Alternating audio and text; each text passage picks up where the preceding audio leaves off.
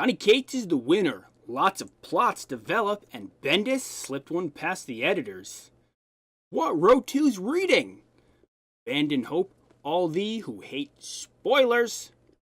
I don't actually really have an intro, so yeah, here goes. Also, these are kind of in the order that I like them from least to most, but I ain't numbered nothing, because I don't care enough to quantify that. I have been picking up Justice League, but I haven't finished Dark Metal yet, so I've been sitting on them. Otherwise, The Avengers!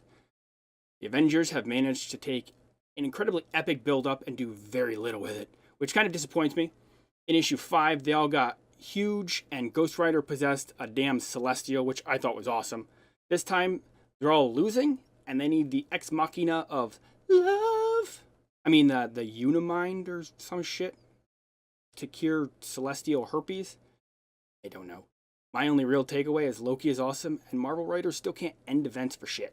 X-Men Red. I was happy to see the Rainbow Sentinel again. They drew it early on, almost trying to avoid it, but it did show up. More possessed people hating mutants, blah blah blah. Then Jean Grey ended it like singing Can the Dolphins Cry or whatever. Love will lead us. I'll lead you, she'll lead you. Yeah, it wasn't bad. It wasn't that good either though. X-Men Gold. Storm goes home and her dead parents are there, but alive, which surprises absolutely nobody unless this is the first comic you've ever read.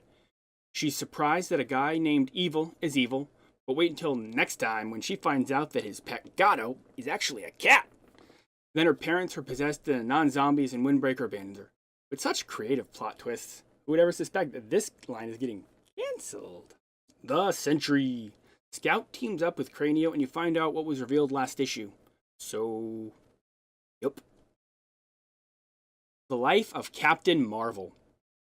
We find out Carol's dad is even worse than he ever worsted before. Except not really, because we knew that from issue 1, and apparently so did her mom. A blue alien Jocasta landed and stole my Captain America shirt, but in her defense, it is a popular and pretty awesome shirt, so I'll allow it.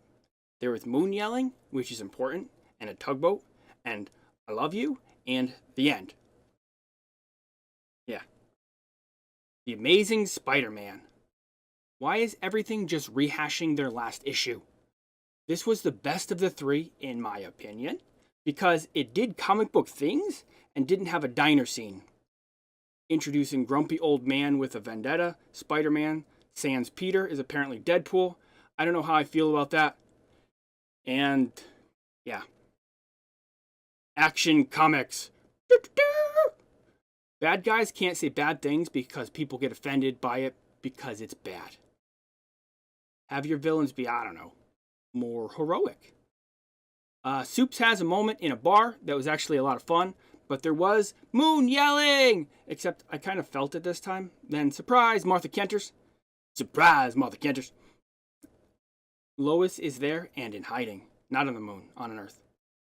That was a terrible transition. Shadow Man. The last 2 issues had been history and exposition, but they actually built it into their story. Wow!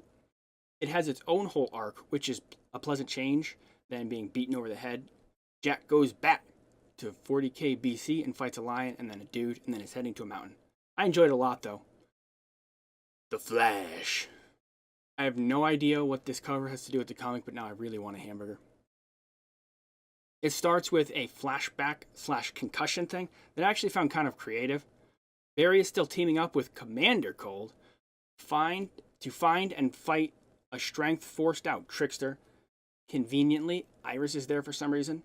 And then they take Trickster to jail. He gets a cramp or something. Dude Waller is there, and there's some tubes. And then he gets Mad Gains, which I like to point out is not fair. You can't be fast and strong. You have to pick one, LeBron. I mean, Superman. Never mind. It was kind of funny, though. I learned that he's not swole, though. That's a different thing. Venom.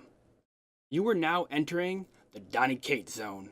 Surprise! Venom has wings, unless you looked at the cover, which was actually less cool than the wings in the actual issue, which is not usually the way it goes.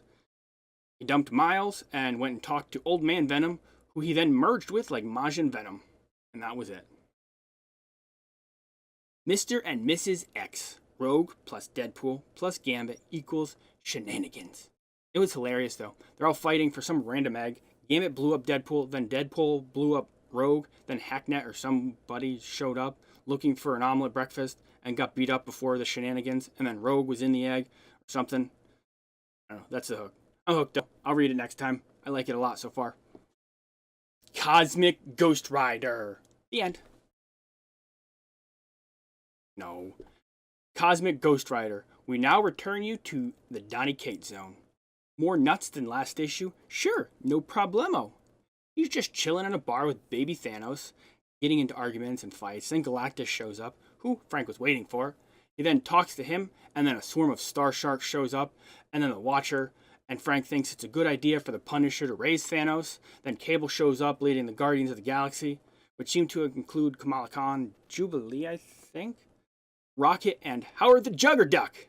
It was pretty nuts. The end. Well, there it is. That's what I read this week. This is where I ask you what you read, what I should read, and what you think of the read, and to subscribe not on the red, no. Yep, this is easy.